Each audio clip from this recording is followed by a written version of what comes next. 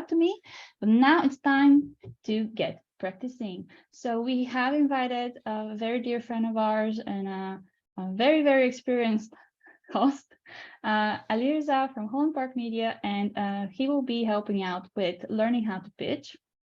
So Ali, will you be joining us as a yellow toucan or as yourself today? I thought maybe this would be a better idea to maybe show the wow factor. But Selena's aside, hi, I'm here. Let me just quickly swipe over to the other side. I'm glad I entertain you, Ezra. Um, Hello everyone. Thanks for taking the time today to join. Um, it's a lot of times with pitching. I think with this particular hackathon, pitching is really going to come down to um, two different factors. One is your pitch. Two is the fact that you're presenting online. And you know, I'm going to try to sort of like workshop this with you guys. Obviously, it will be nice to see who is on the other side. So if you like to turn your cameras on, that'll be great. And if you don't want to, that's also perfectly fine.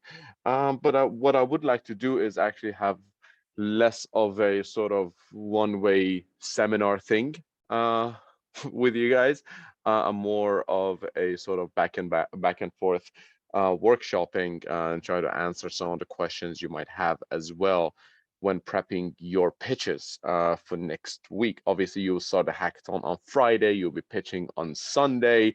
So there's a very short time period for you to prep. So quick background about me, Ali here, Holland Park Media.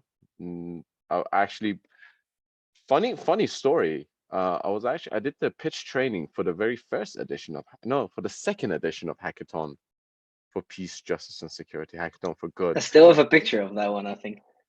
Yeah. So that was a pre-pandemic ones. Um, so I've obviously been part of the hackathon, well, a friend of, let's just say, Hackathon for Good, for a while now.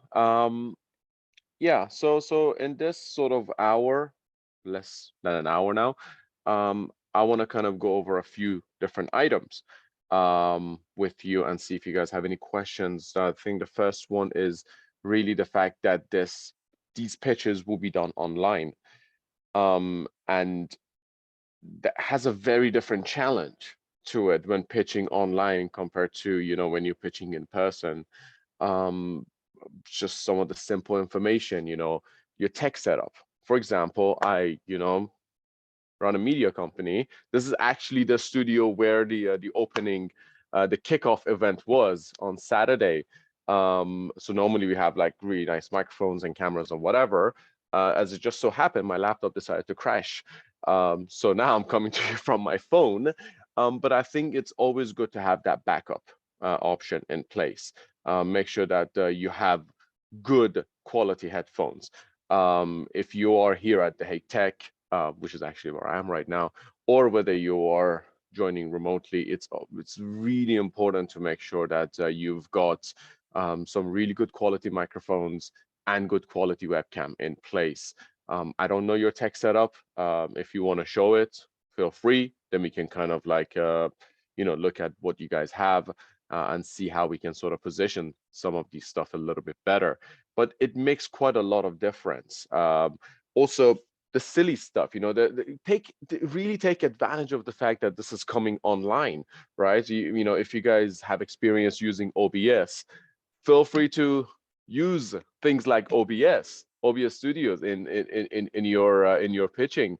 Uh, you guys are all tech savvy people, so I'm sure you'll figure that out pretty easily. But what you can do with OBS is quite extraordinary, and you can actually put that to good work.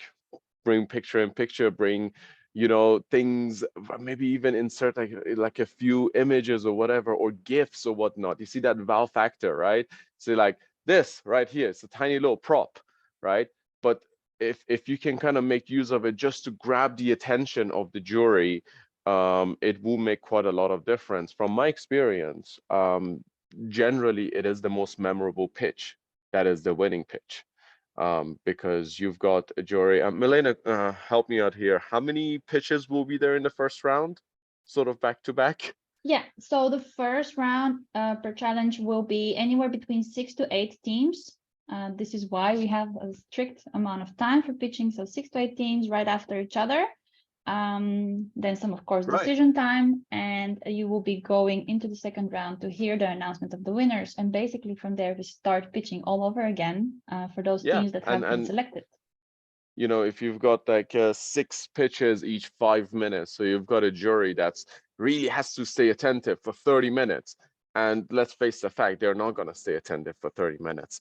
If you are speaking the exact same as everyone else, they're not going to pay attention. They're going to doze off a little. They will do their best, but you know, they're also human at the same time. So you got to really help them come on board with you, and actually pay attention to what you're saying. So to really try to take advantage of the fact that this is online, you're pitching online, and you have technology at your disposal. This is a hackathon. You're tech savvy people. Make good use of that and make sure that you give the jury something to remember. Just remember, generally, not always, it's generally the most memorable pitch that is the winning pitch. So make sure that you somehow do something that is different and you kind of stand out from the other 6 to 8 pitches. You can do that at the start of your pitch. You know, I don't know, make a grand entrance. I don't know, just hide down here and then, hello, everybody, right? That will automatically grab their attention. Or at the end, do something. And a lot of times it's quite important how you end your pitch, how you end your presentation, because that's the final impression that you're leaving people with. So really think that through and try to use technology to your advantage. A couple of other things. You see, I've set up my phone here in a particular position. Actually, let me show you where I've set up my phone. And there's a good reason for all of that. Let me get rid of my virtual background here. Right. So my phone is sitting on top of a box, which has another box, which has another box and another box on top of it. And the reason for all of this box mania is so that this little webcam that's right here on my phone is at eye level for me. Just paying attention to sort of how much like headspace and whatnot I have. And there's a good reason for that. Just imagine if I, you know, put my phone down here and I just kind of like stand here. And right now you're looking inside my nose, which I don't think anybody wants to look inside anybody's nose. And there's a good reason for, you know, positioning your camera in a certain way. So if you're using a laptop and you're using your laptop webcam, be sure to grab a bunch of books or a bunch of boxes, put it under your laptop and bring your laptop up so that your webcam is at sort of that eye level position with you know, with yourself, obviously. A good way to know that is look at any vertical lines right in the background. If the vertical lines are vertical, you're in the right place. If they're kind of diverging or converging, then you're not at the right place. So you might want to adjust that vertical height a little bit. Um, so that's, you know, a little bit about the video. Are there any questions so far? No questions? Okay, we shall continue then. Yeah. So the other factor of it is obviously your audio. You know, today because of my unfortunate laptop problem, I'm using my beloved, amazing JBL headphones, which sound terrible. I apologize for the sound quality that you are being subjected to from my side. But if you know a USB microphone doesn't cost much, you can get a Blue Snowball for 50, 60 euros. And you've got a week to actually get one of those microphones delivered to you, which is also a very good microphone to have. A Blue Snowball, a Blue Yeti, a microphone of that sort, one of those USB microphones, because let's just say hypothetically, you want to present, you want to pitch with your team, 3 of you, 4 of you sitting across the space, you know, filling it up. And if you're using a laptop microphone, it's not going to work out too well with a number of people. With those laptop microphones and stuff, you have to be very close to it. It's a unidirectional microphone.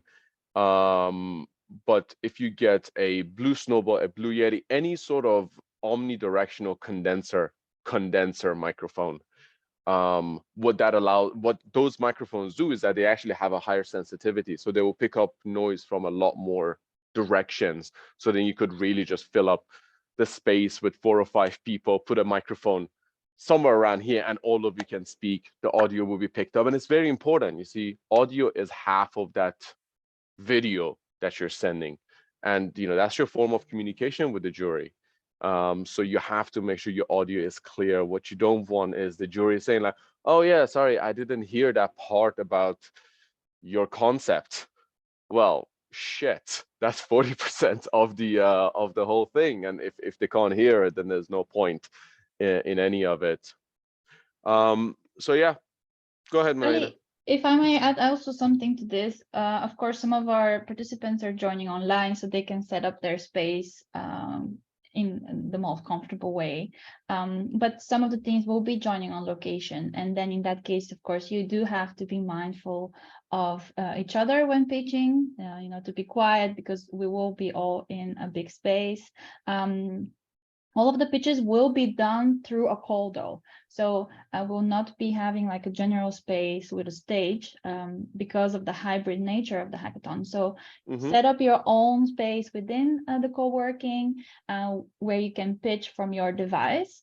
And the pitches will be done in such a way so once you are announced, for example, for round 1, it's very simple because you just jump into Zoom, go to your breakout, and you can share your screen. But for round 2, again, due to the hybrid nature of the event, all of the winners need to be called into a speakers link. So then you have to move from the main Zoom to a speakers link from where you'll be able to share your presentation and to deliver your pitch. And appear so it's good to be on this mindful very of that. TV. Yes, to be broadcasted to the world. So that is something, a little bit of a detail specific to round 2. If you get to be a winner and to compete for the second prize.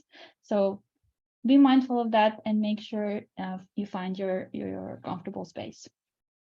So we need, I see there's a question coming in. You need to pitch once for sure rule. So for round 1, and if you are the winner in your challenge, you will get the opportunity to pitch again for the main jury for the big 3,500 euro prize. So yeah, there are 2 pitching rounds, and the first pitching round is just competing with the people in your topic. And then the second one will be the 5 winning teams competing for the hackathon overall prize. But that was a little intersection of me, Ali. Feel free to I go think forward. that's a very good point. And so on Saturday, we were starting the kickoff at 5 p.m. Central Eastern time. We checked into the studio at 1 p.m. We had a 4-hour setup period, right? So don't take that setup period for granted. What you absolutely do not want as a hacker, as a technology tech savvy person, is you go for your pitch and the audio is not working. That's just sending the wrong message. A lot of times they say a car mechanic always drives a broken car or whatever, but that really should not be the case when you're pitching. As a technologist, your tech should not be broken in this situation. So and also the facility here is quite big. So really scout the location and plan where you're going to do your pitch and set up beforehand. Even if needed, jump on a prep call with someone sitting somewhere else and actually just listening to you, looking at your video, just to make sure that those things are on point. They can hear you, you look good and whatnot. So really just pick your spot beforehand. So don't not 10 minutes on 10 minutes before, you're just running around like a headless chicken with a laptop trying to find a little tiny corner where you can sit down and do the pitch from. But really plan that out ahead of time. The other thing that I wanted to mention about, giving your pitch online is make sure that you do your setups. It makes quite a lot of difference compared to when you're sitting down. Obviously, sitting down, we're used to, because of Corona, you're sitting on your desk and you're on a call, and we're also used to that. Not to put Ezra on the spot here, but I'm going to put Ezra on the spot here. So Ezra is probably using his laptop and whatnot, and you can kind of like see the fact that he's sitting down. But the second you stand up and you put your laptop sort of a little bit higher, you also have a more sort of active posture, right? And it's a more natural look for everyone. You can move your hands a little bit freely, you can express yourself a bit better. So make sure that especially for the pitch. Thanks, by the way, Ezra, for that quick demonstration there. You have that sort of standing setup, so you can bring more energy to the presentation. Once again, you want to leave an impact, you want to leave a mark on the jury, on their memory, not on them physically. You want to leave a mark there, so make sure that you're using all the tools that you have at your disposal to do that. So that's about your setup. So just to recap, make sure that obviously you have a sort of a standing setup if you can. Definitely much more preferred, but in any case, standing or sitting, make sure that you elevate your laptop if you're going to use a laptop webcam to be at eye level for you. If you have the possibility to use another webcam, like an external webcam, or a lot of cameras actually, if you own a DSLR, if you own a mirrorless, just know that a lot of camera manufacturers, they release software updates that allows the cameras to be used as webcams, and you can put those to work and get that extra sharp, extra crisp video quality that really just becomes memorable for the jury. How does that work? So how can you check which camera is able to be used as a webcam? Which DSLR, do you know? So yeah, I mean, just like depending on the manufacturer, they release a software update. Just dump it into Google, like Canon 60D be used as a webcam. The answer to that exact model is no, because that model is about 15 years old. But if you have like, I don't know, like a Nikon Z6, just just type it in Google, can Nikon Z6 be used as a webcam? Obviously, any camera that has a HDMI output can be used as a webcam. You just need a capture card to capture the video source and then turn into a digital signal or whatever. But a lot of cameras don't even need that. You can just do it with a USB cable. Once you connect it, the software should kick in. I know for Sony cameras, anything past Sony A7 III and Sony A60 something 100, they all can be used as webcam with a software update. And actually with some of the later models, the A7 IV, etc., they just have webcam feature built into them at 1080p. So yeah, just make sure if you have a camera, just check it. But I mean, even if you don't, it's perfectly fine. Just make sure to just set this up beforehand, and that webcam is sort of at an eye level for you. You're standing, and last but not least, really check your audio. One of the things also, guys, by the way, everybody will be pitching on Zoom, right? Yes, Elena? yes, Ali, indeed. So for the round one again, round one is pitching in breakouts. Round two is also on Zoom. Round two is also on Zoom, but that will be Yeah. done through a separate link, which will provide on the day itself only to the winning teams. Yeah. So then make sure that you have the Zoom client downloaded, you're not joining from browser or whatever, you're not using an iPad and whatnot.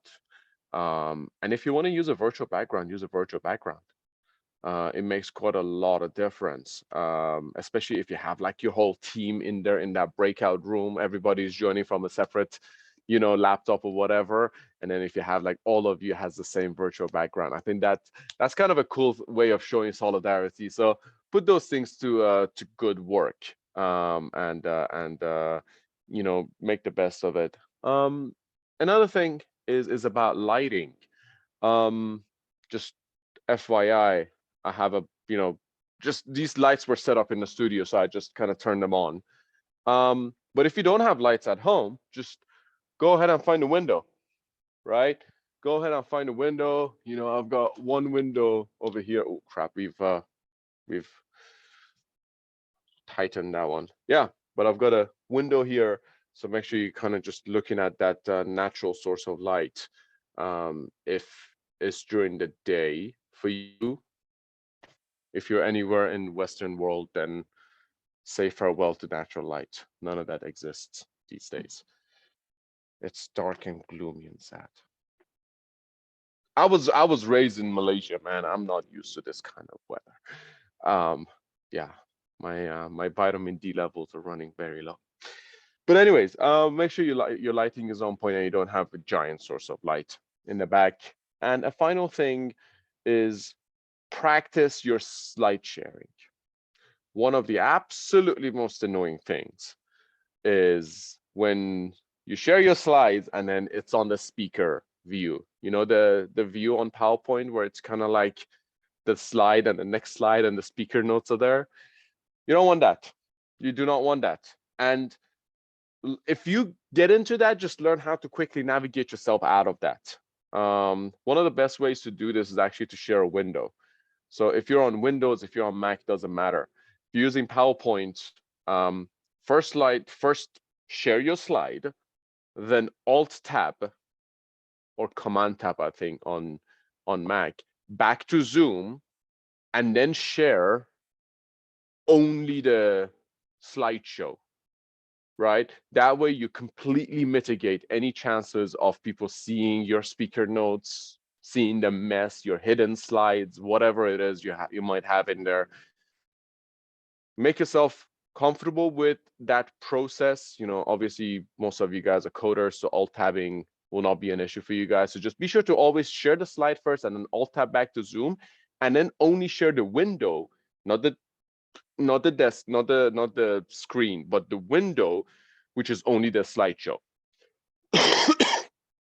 Excuse me. That's sort of the smoothest way of doing this and making sure that you look professional. I think that's really what it's going to come down to with this. How professional do you look giving a presentation online?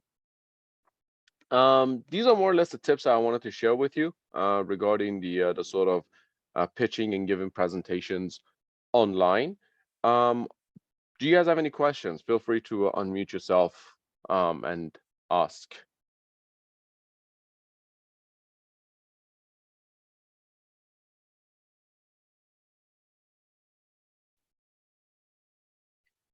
Hi, Rahul here.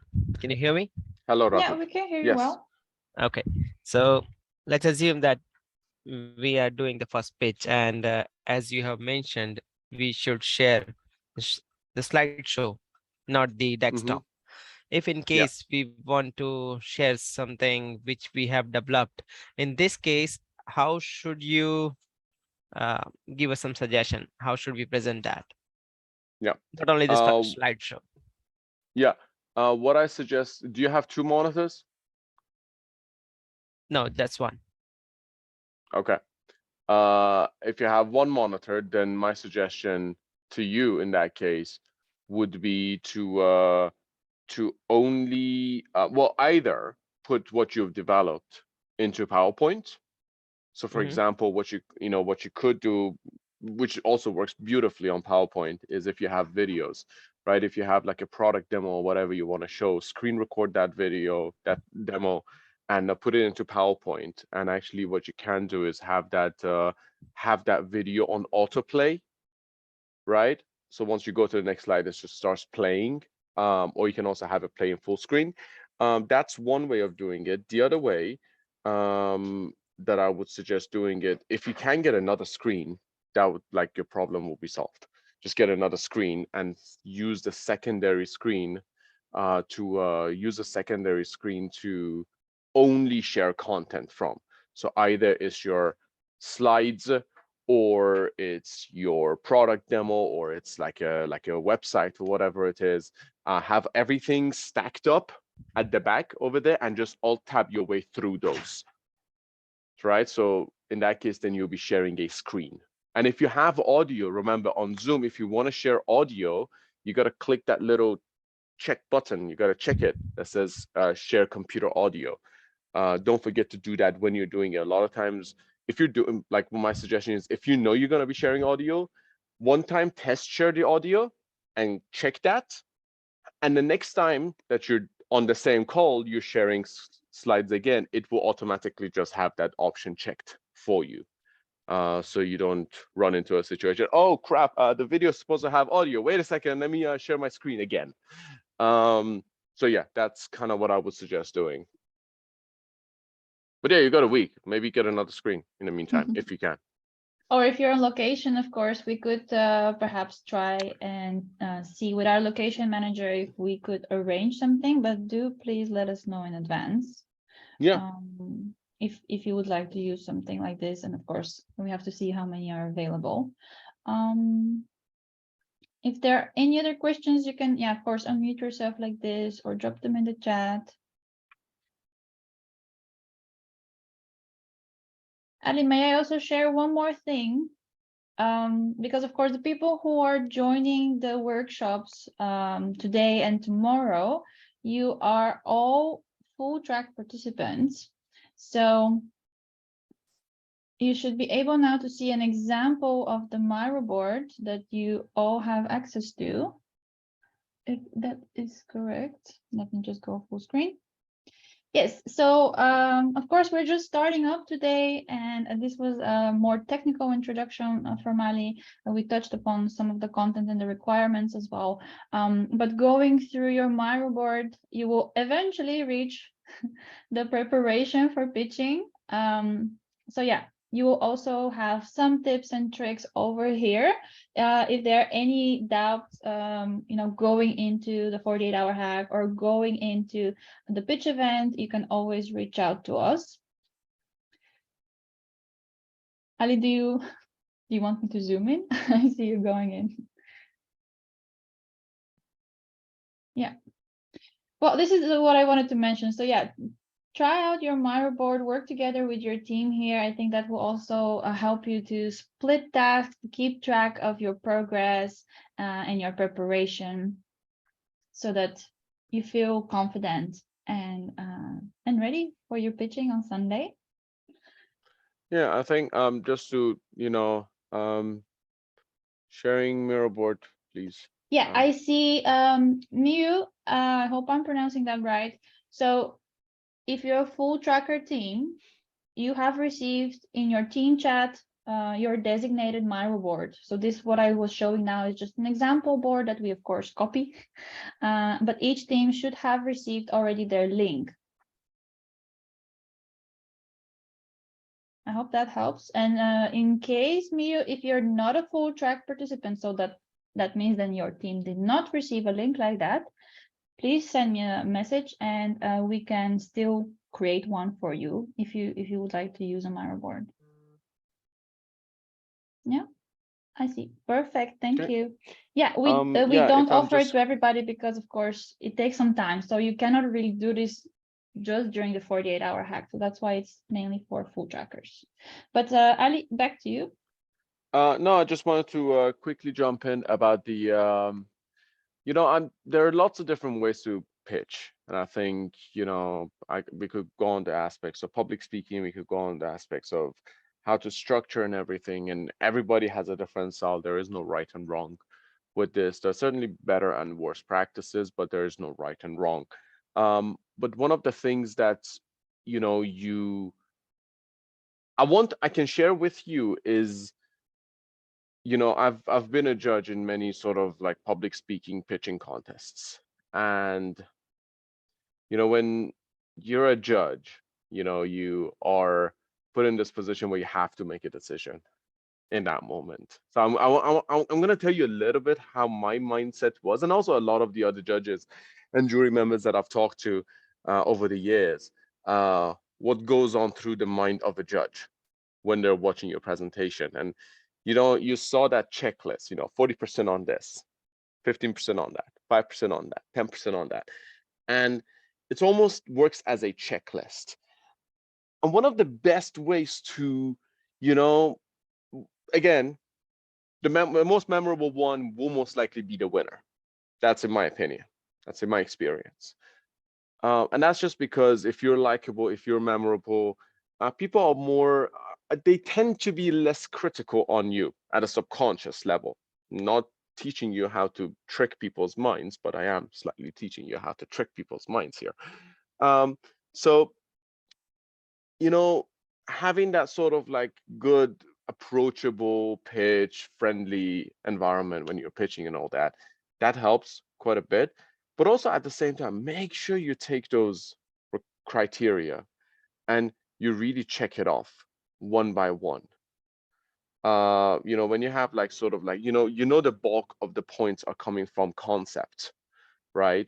And concept is such a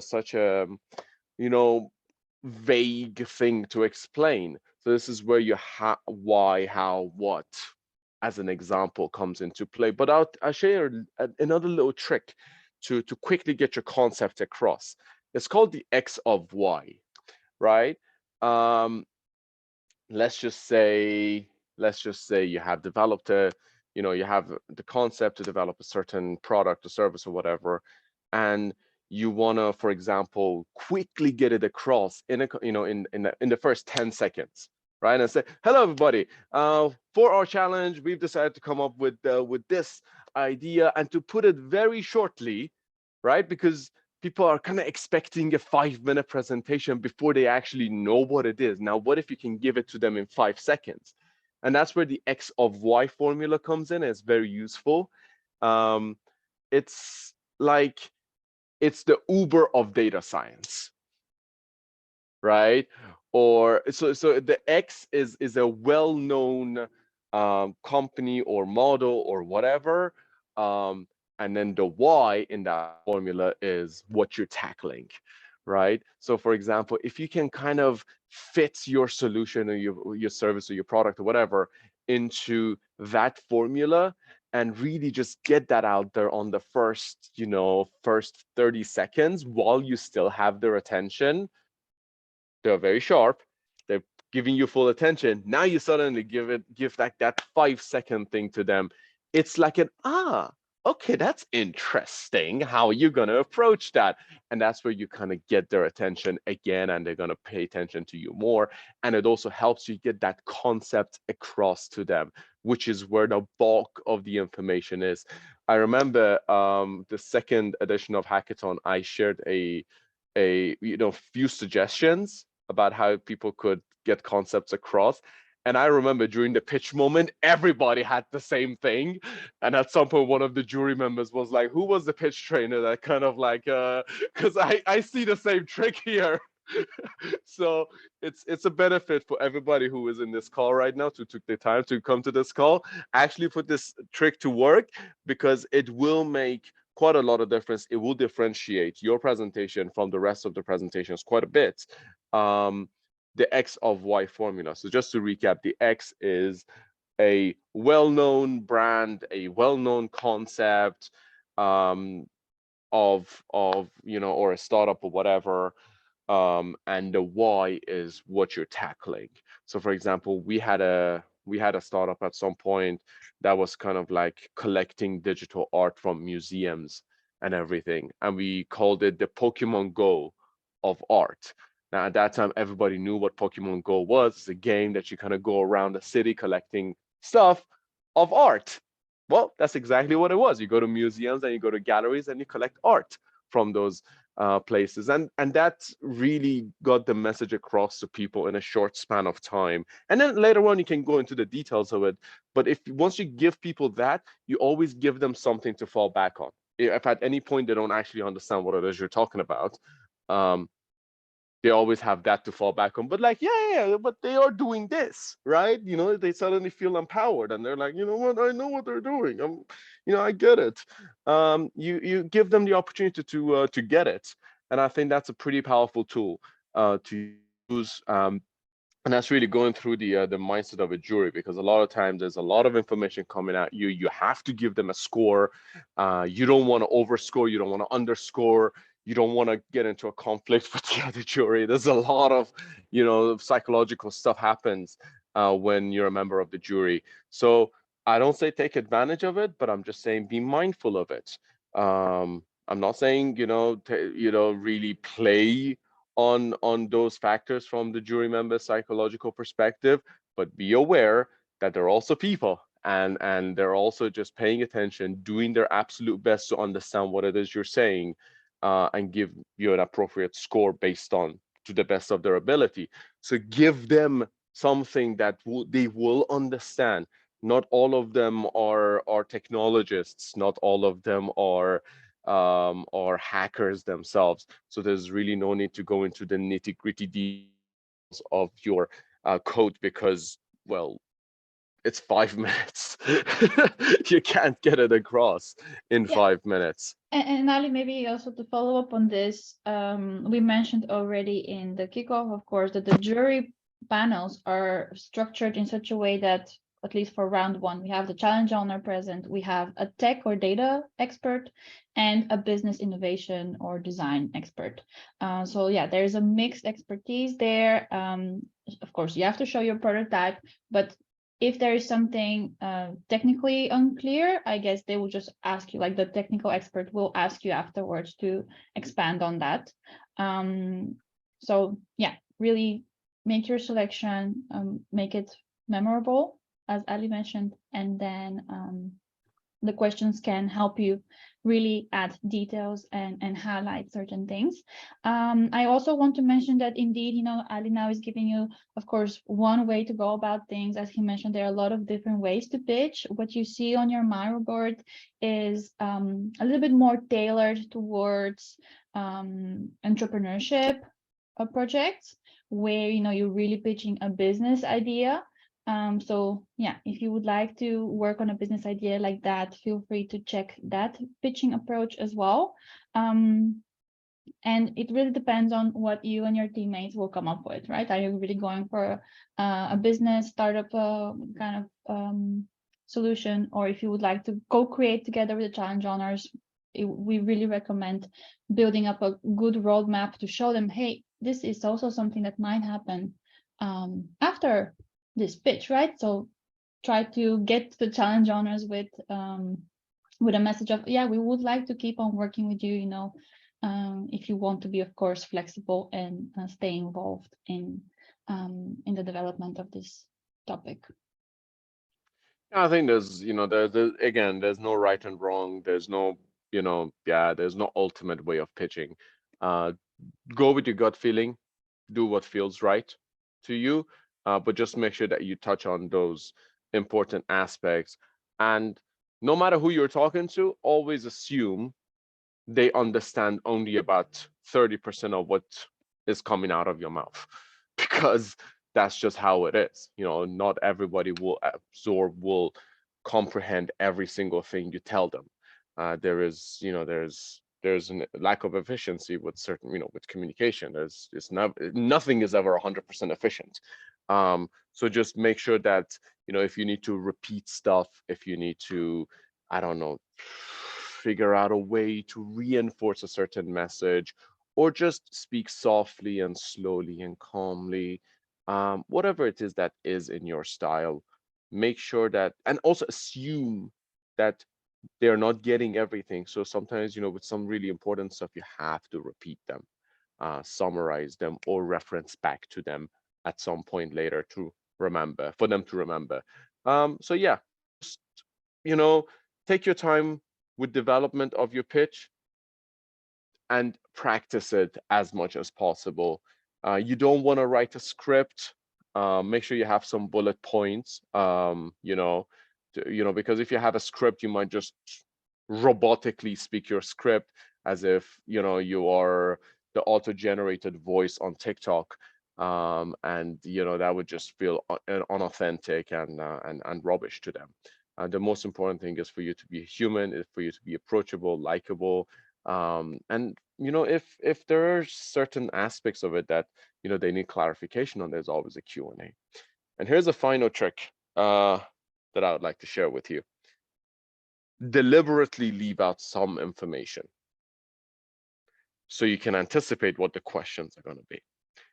If you know you have a technologist over there, touch on the technology part. But if you know you have to explain this further for the technologist person to fully understand what it is you're doing, just don't explain it. Let them ask, because then it doesn't eat into your 5 minutes, because those extra technology bits are a bit less relevant to the business and the challenge owner jury members. So if it's only for that one technologist person over there on that jury, just trust in the fact that they will probably ask that question. So deliberately leave out some, not key pieces of information, but supporting pieces of information. Key pieces of information, make sure it's there. But supporting information, maybe you want to deliberately leave that out, and just trust in their instincts that they're going to ask you that question. And then it will make you look good when you already have an answer prepared for it.